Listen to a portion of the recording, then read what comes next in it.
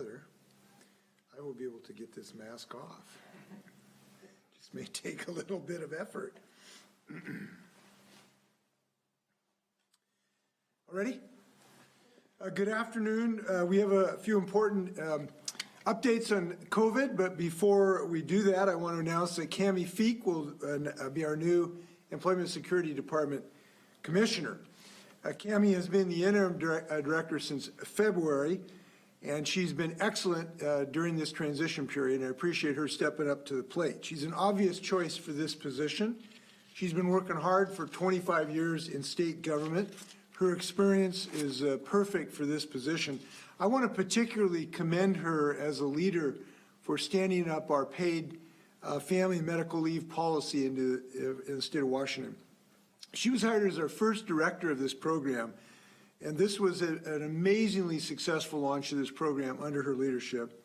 It is the first in the nation and among the most generous in providing benefits to families. It's really a national model, something we're very proud of, and this happened under her leadership. So I believe she has the compassion and the knowledge. She's shown the ability to improve organizations' behavior, and she's got all the prerequisites we need to navigate this department through the difficult challenges that they have, and she's already made substantial progress. She may note a little bit of that during her leadership already. So I'm really grateful to have her in our cabinet, and I'd like to introduce Cami. Could you join us for a few comments?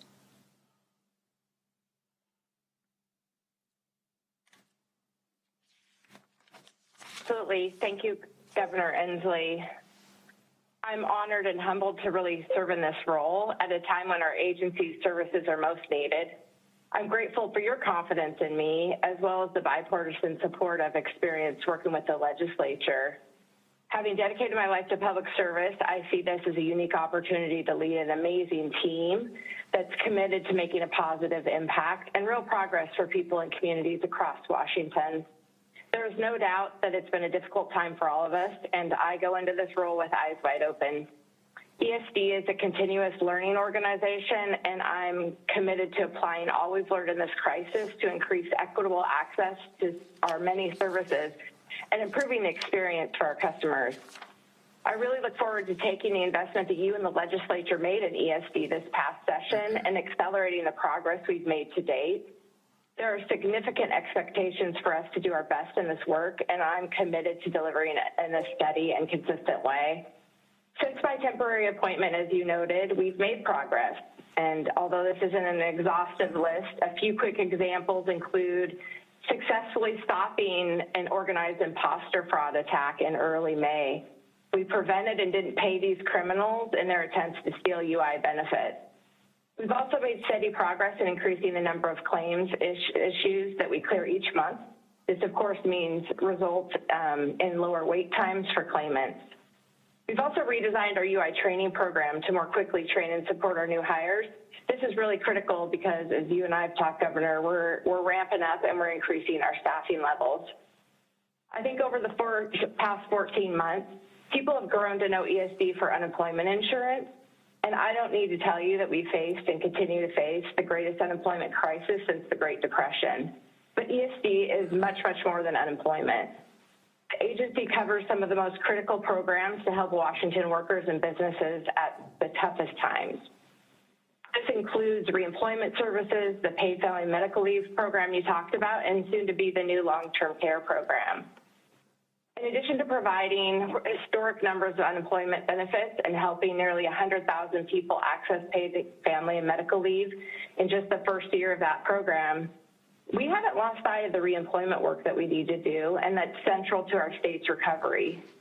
I'm committed to partnering with others in the workforce system on Washington's path to an equitable economic recovery. Navigating this road requires tremendous collaboration between state and local leaders, as well as workers, employers, and community organizations.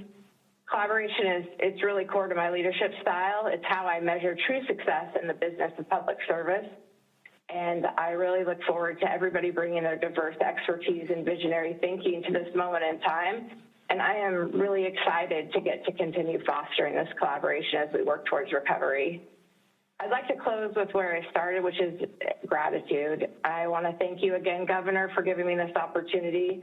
I am beyond excited to serve you, ESD, and the people and communities all across our state. Thanks, Cammie.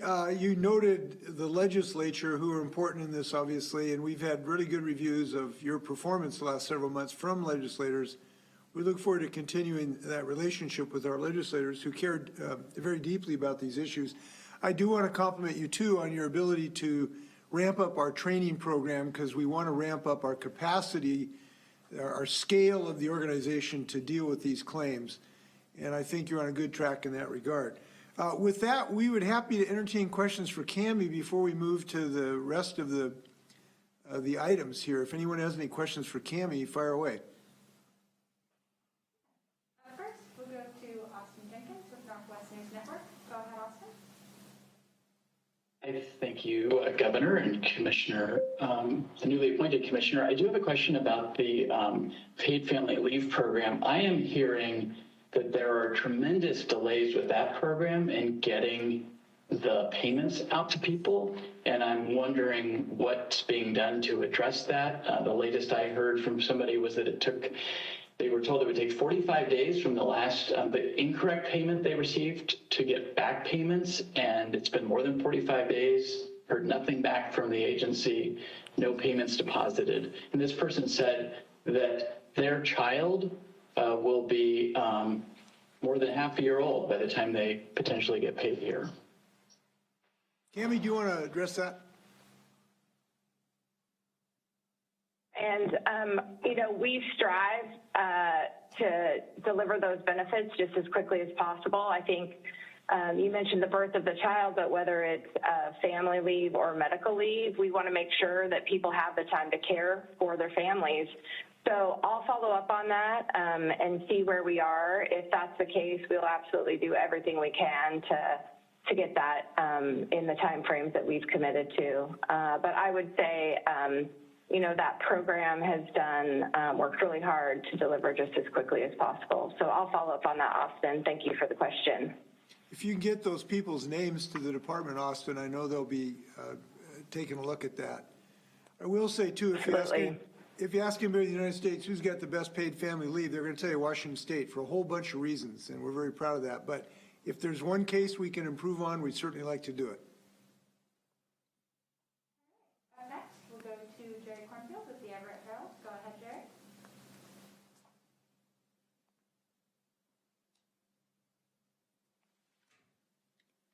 Jerry. And Review Committee had held a hearing on the two state audits on the ESD audits.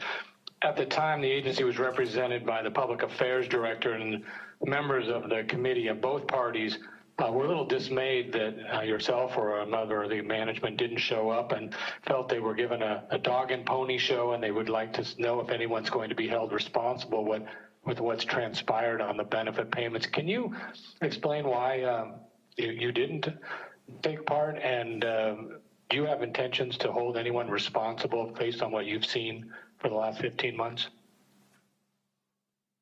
For the question, typically those hearings aren't necessarily a place where the agency head attends. I've made myself available to the legislature and others, as the governor noted. I am not hiding behind anything, and I'm happy to have a conversation about the department's progress. I think although it's been said over and over again, this particular tool, the UI system nationally, has not served the country well for this particular pandemic and this situation. And we are working really hard to turn that around. We've made some good progress, but there's not a person to point to, a single reason, one simple thing that we can say, this is why we're in the situation we're in. So, I think we're all accountable. I'm accountable to that, and we have a plan to deliver, and that's what we're moving forward on. Jerry, the fact of this is there's no single person or persons who are responsible for the billions of dollars that dozens of states were victimized by these criminals. This was a systemic problem of an unprecedented pandemic, of an incredibly complex system where people were trying to help people as quickly as they could. And other states suffered billions of dollars of damage. I'm happy we've recovered hundreds of millions of dollars from this. This was a systemic national problem. And I'm glad that we've stopped the fraud now, and Cammie's leadership was successful this spring in stopping this fraud, and I'm appreciative that our ability to do that. So, but she did point out that we need to give consideration to systems that aren't so complex, that can serve our people in these emergency disasters of this economic downturn. And that's something the nation needs to consider, because we really can't solve this alone. We need the federal government to help us in this regard so that we can serve people even better. Next, we'll go to Nicole Jennings with Pyro Radio. Go ahead, Nicole. Thank you for taking my question, Governor and Commissioner Peak. How many people are currently waiting on their unemployment claims to be adjudicated? And can you tell us when the benefits data dashboard will come back up for us to see this information? It's been down for about 5 months now. Sure, absolutely. I think the claims number fluctuates daily, and we're on a path to get the dashboard back up in September, sooner if we can. But that will give us a well-rounded, I think, picture of metrics, because I think just one metric around the claims volumes doesn't tell the complete story. So we're working on that, and we'll have it back up soon. Our last question in this section will go to Essex Porter with Pyro 7. Go ahead, Essex.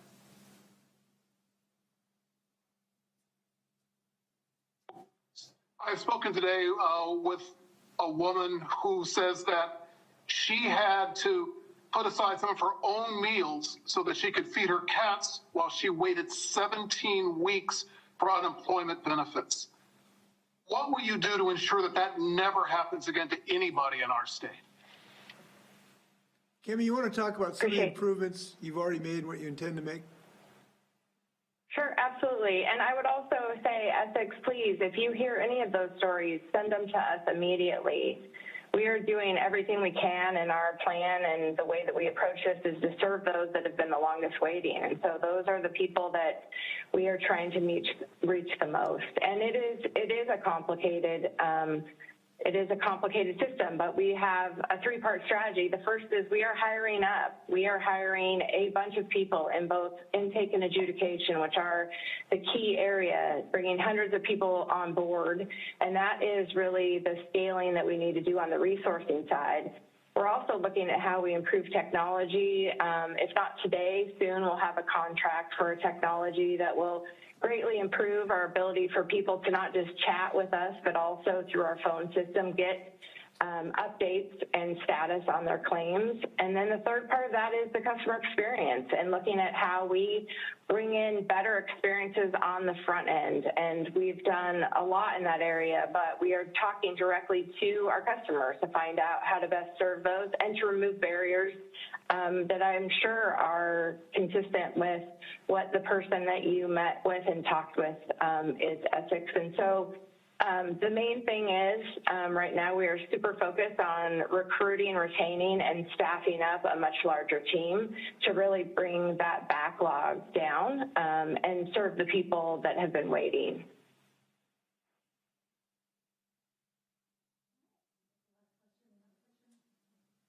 Okay, thank you, Cammie. I know you're going to get to work, and you have been for several months. Thank you, Governor. Thank you very much. Appreciate it. You bet. You bet. Okay, COVID, if we can transition to COVID. This is an amazing moment in our state. It is an amazing moment because we've had considerable success on vaccination, and we are now close to being able to essentially fully reopen our state. We've had substantial reduction in the risk to people who have had this vaccine. We have saved hundreds and thousands of lives, and it is a great joy to know that thousands now have a huge factor to save their lives with this vaccine. And I know there is going to be great joy when we can fully reopen our state, but I don't think we should lose attention to what we're really up to doing here, which is to save lives. We're saving lives, which is our fundamental thing we ought to be joyous about, in my view. And we are saving lives. And I'll give you a statistic that's interesting here. In King County, in April and May, 98% of the people who were in the hospitals had not been vaccinated, 98%. You are 21 times more likely to contract COVID if you've been unvaccinated than if you're vaccinated. This is a miracle product. It is performing miracles, and Washingtonians by the thousands are availing themselves every single day of this incredible life-saving product. So it's really a joy to see the progress we are making, and we're getting really close to our reopening as well. Now, I know people are anxious to hear about the lottery. We have seen a uptick in appointments for vaccinations since the lottery went into effect. Monday saw the largest single-day number of vaccine appointments booked over the last 2 weeks. That's good news. There's been an 8% increase over the daily average. That's good news. So there are some early encouraging signs, but we can't say anything definitive yet about the impact. Obviously, we want to know the people who've won. That was essentially determined yesterday, but now some substantial checks have to be made to make sure that the I's are dotted and the T's are crossed on this. By the way, if there are any questions about your information, you can go to 1-833-VAX-HELP. This line is set up to get any help. We have very high confidence that people's information, if it was provided to the state, is in this database, and we feel good about that.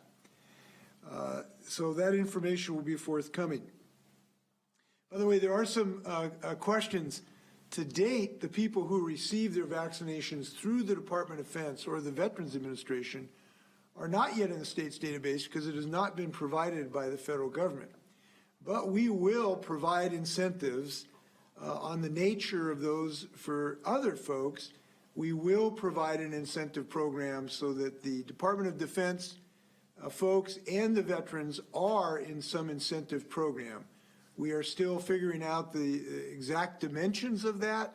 We're still trying to get information from the federal government. It will be easier for us to administer this if they were able to give us that information. But if they are unable or unwilling, we will have probably a standalone program for our folks in the military and our veterans. They're owed that. We're going to make sure that they get that. We're working diligently trying to get that to be stood up as soon as humanly possible. We also, just now an update on where we are on reopening. We are in our aggregate numbers are now adding the aggregate number of doses that the Department of Defense and the Veterans Administration have told us has been administered to residents of our state. And that's good news because that's about 152,000 people that we can add to our total. We're putting those into our aggregate numbers now. Now, so the good news is when we've added that in and we look at our current state data, we have shown that 66.4% an initial vaccination rate for Washingtonians of those who are eligible who are 16 and up. And as you know, we picked 16 and up because that's the folks who were eligible when we started this metric. This is more than 4 million people. Pretty exciting to know 4 million people have additional protection in our state.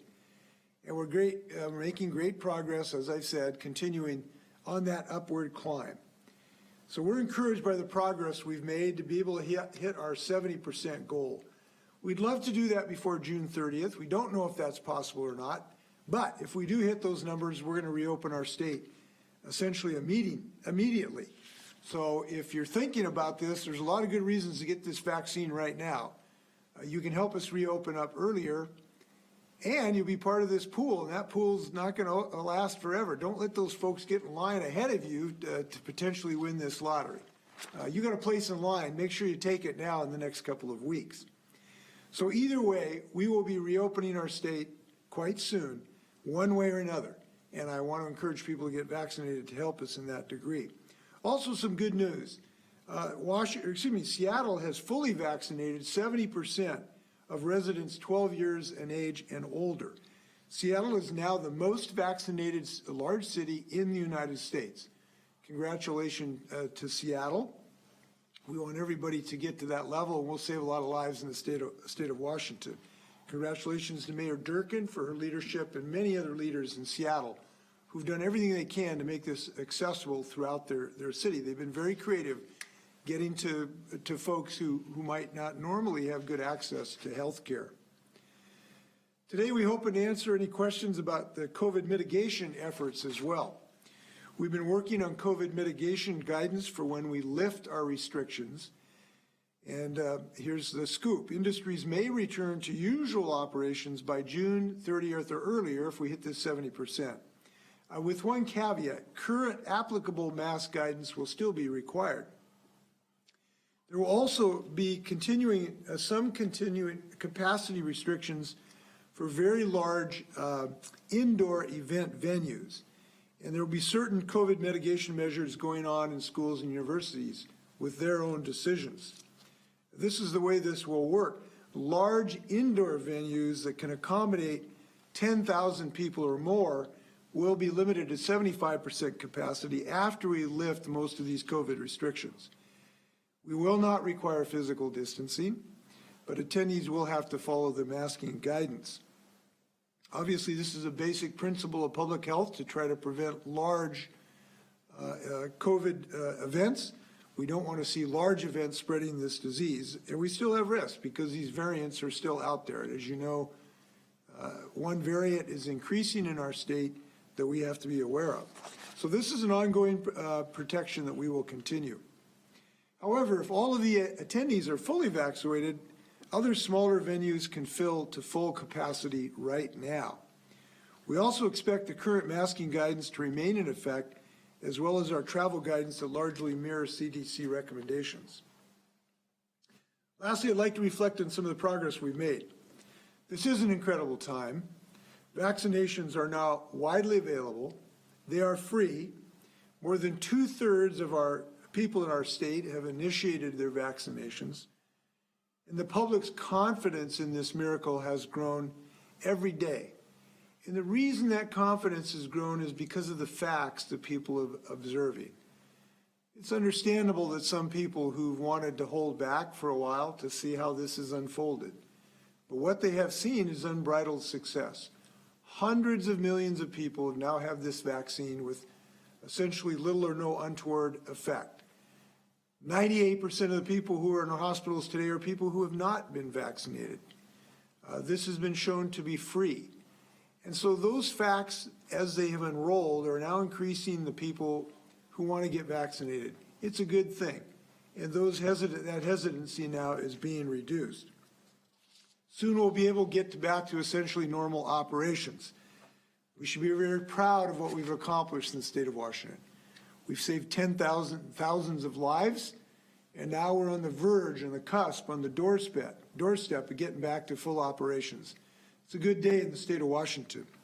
With that, we'll stand for questions. We have Lacy Fehrenbach here today and also Nick Streuli to stand for questions if anyone has pertinent questions.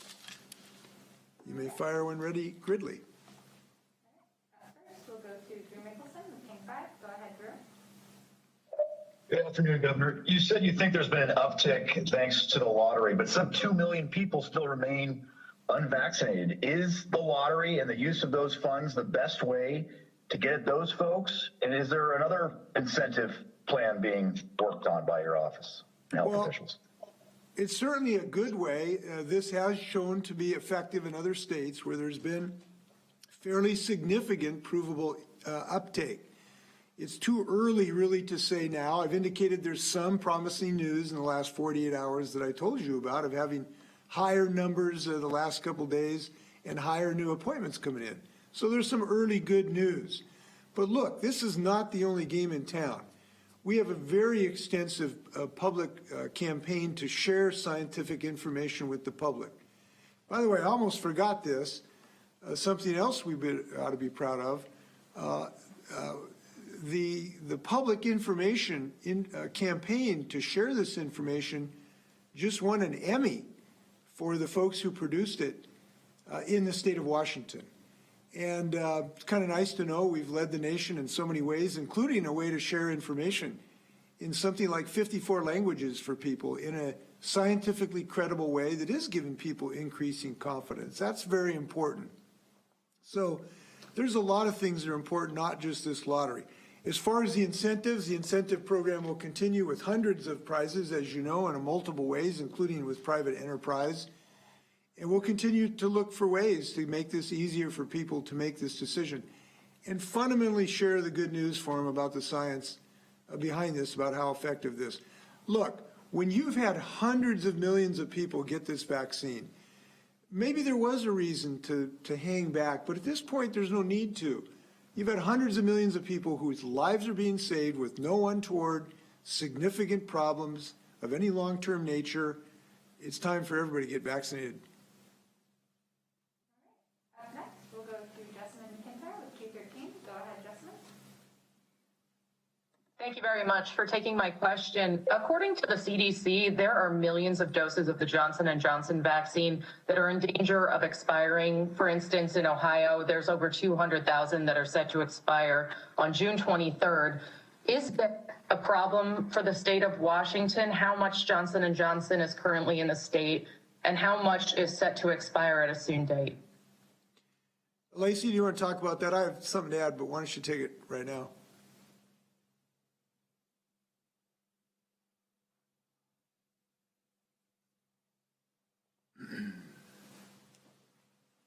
Good movement of our on-hand supply of vaccines into arms. We have one of the highest utilization rates or lowest percent of doses sitting on shelves, however you look at it in Washington state. So I'll get those numbers in an email to Tara and Mike so they can follow up with you. Thanks. There is also an ongoing federal effort to see if that expiration date really is something necessary with the science we now have. So we may have some further guidance from the federal government about its usage in this regard. But I know DOH would do everything possible to see that those are used when they can. Again, this comes back to Washingtonians making individual decisions, though. We need people to step up to the plate. Government can't do this alone. These are individuals. And so we hope people will take this step. Okay, up next, we'll go to Keith Elfrich with Como 4. Go ahead, Keith. Governor, this has to do with the economy. You're talking about reopening the state fully on June 30th, or prior to that. Dr. Steve Lurch this morning said that the economy is already making a big rebound. What's your take on the fact that the state's already in good shape? Well, it's good news. Look, our economy fundamentally is very, very strong. I know this is a big challenge. People are still moving to Washington State like crazy. It's still a robust real estate environment. In fact, we know about real estate prices have been difficult or good depending which side of the glass you're on. And the reason is because we have such a diverse economy. We don't just fire on one cylinder. We got multiple cylinders that are doing well. Life sciences is very robust. Obviously, online retail, software. We just have multiple legs of the stool that almost all of which they're doing really, really well in our state. And again, this is because we have a state that embraces values that are consistent with economic growth. We respect and treasure diversity, so we bring talent from all over the country and the world to build our economy. We believe in the importance of a clean, healthy environment so that people like to live here. Boy, if you're recruiting a software engineer, they want to come here because it's such a clean, wonderful place to live relative to other areas, and we treasure that environment. We provide greater equity in healthcare, so we've got some of the most active healthcare with the public option coming in, new advances in child care, minimum wage increases. We take care of working families. So those policies have helped build our economy as well. And I'm just pleased as punch that what you heard from Steve, that coming out of this difficult time, it looks like we're going to be on the rebound big time. But look, getting this vaccine is important to continue this economic rebound, though. We do not want to go backwards. And these varieties are still dangerous. In Britain, this Delta variety is now about 50%. It could be significantly more transmittable and maybe more dangerous. We don't want to have to face that. We want to knock this down. I look at this like, we've kind of got 98 yards. We're on the 2-yard line. We got to get this thing across the goal line. We do not want to see this get out of the box. We want to restrain this virus. And every time somebody gets a vaccine, we strike another blow against this dread disease. And we got to keep hitting it. Next, we'll go to Nicole Jennings of Power Radio. Go ahead, Nicole. Hello. How will you stop the state's lottery system from falling prey to scammers in the same way that we saw the scammers get through to the unemployment system last year? There's a lot of personal information there in the lottery system. So I think people are concerned that that personal information is being kept completely private. And then can you say anything on the legality of sharing this healthcare information, personal healthcare data with the state lottery system? I don't think there's any privacy issues here. There's nothing that has been generated in this system that is not already in the state's database.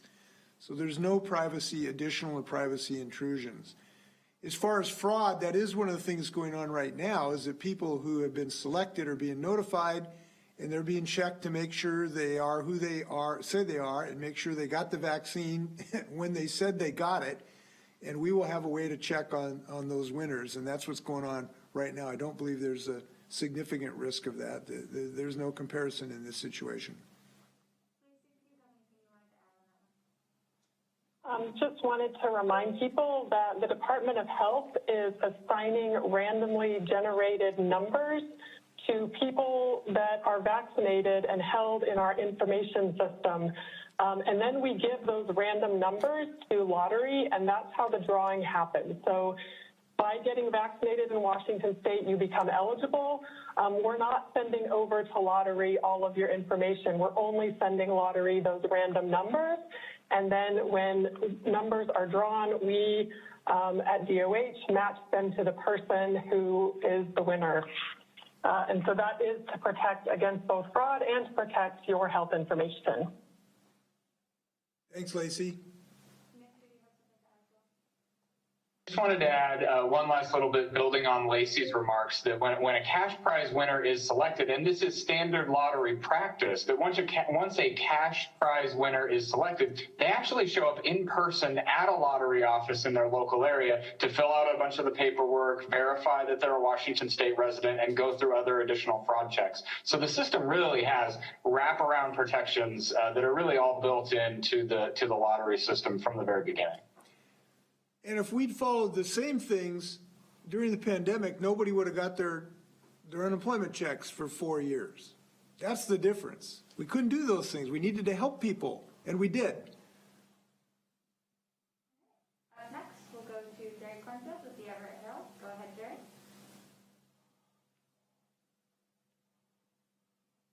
Was asked earlier about the doses. I see on the dashboard there's states administering under 30,000 doses a day on average, and it was over 50,000 a couple weeks ago. So I'm wondering, how many doses is the state receiving each week from the federal government? And it sounds like there's no waste, but I wonder if you could account for the difference and where all these extra doses ending up right now. Well, we don't have an overage because we adjust our orders to the federal government to what we think we can actually provide. So there hasn't been a wastage or things sitting in a warehouse that aren't being used, and it's been pretty well calibrated. So that has not been a problem. Now, we would like to obviously increase our vaccination rates and people who sign up now, because we've got access to additional doses that are not being ordered from the federal government. They simply are not coming to Washington State. We think that's a shame. We'd like to order everything we get our hands on if we can get people to come in for the vaccination. Do you have anything to add, Lacy? The governor summarized this well. Both the state and the federal government have moved to a demand-based ordering system, and our providers in Washington State are doing an excellent job of ordering what they can administer and what their patients are asking for in terms of vaccines. I want to assure the public that there is capacity and supply to meet and by far exceed the 70% goal and continue vaccinating Washingtonians. So please, we are on the demand side of the equation, not the supply or logistics side of getting people vaccinated.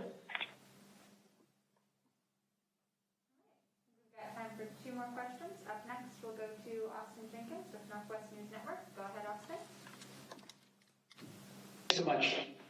Thanks so much, Governor. Just can you explain the kind of methodology and motivation behind waiting to get to 70% before allowing for a pre-June 30th opening versus being willing to open on June 30th no matter what, even if we're not at 70%? And I ask this in the light of the fact that there are many saying, just open things up now.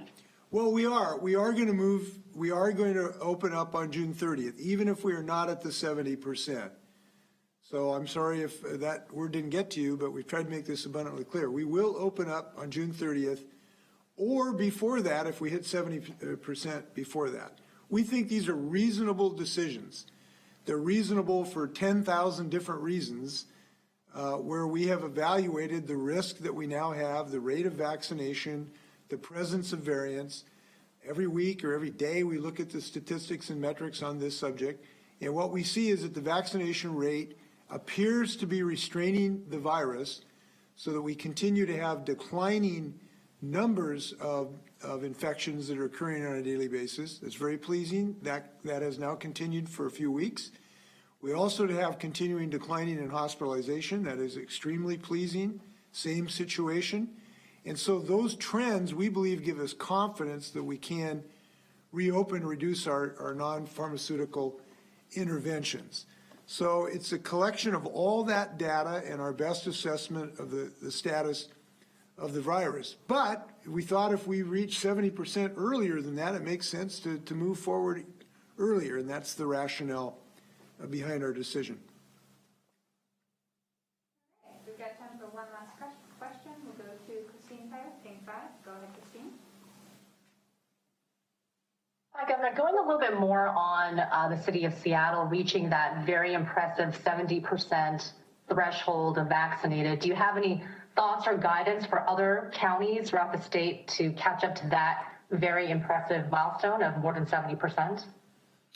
Well, Seattle has done some good things. They have, Mayor Durkan has made sure that they send mobile clinics out to underrepresented communities that don't historically have adequate health care. They've been very attuned to provide language services to people that make sure language is not a barrier. So they've done some really aggressive and effective things like that. But so have other communities well. Pierce County's done some wonderful things sending out mobile clinics to churches and community centers. They've done those same things as well. Look, this is at some point citizens are making the call here. Are they going to get vaccinated or not? And there's been more people in King County who have made that individual decision. We hope that people will follow in that direction, and they are. They are increasing throughout the state, the numbers of people being vaccinated. So I don't think, you can say that if you'd done exactly the same thing in King County, you'd have the same numbers in other counties. It just hasn't worked that way. But we are being very intentional in increasing access. The state has a care van situation now. We have vans that will go out to community centers. I think there's been like 28 requests for those already. We're having, as I've said, a very active public relations campaign, won an Emmy for it last weekend. So those things are continuing, and I think this incentive program has a possibility of helping as well. So we look at this as a good news story today of we're heading upward, and that's the direction Washington always wants to go. No, thank you. Thank everybody for being a leader here too. I do want to emphasize leadership counts here, not just from governors or presidents. Everybody's a leader here.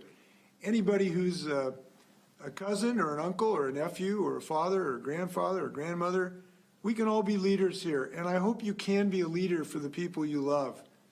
Talk to them about this. Ask them to call their physician. Ask their physician a couple questions about it if you do have hesitancy. If you'll ask your son or if you'll ask your grandparent, hey, could you think about getting the vaccine? we're going to skin this cat. And we're doing a good job on this, but I just encourage everybody to be a leader here. Nothing better than saving lives, particularly if they're Washingtonians. Let's go get them. Thanks a lot.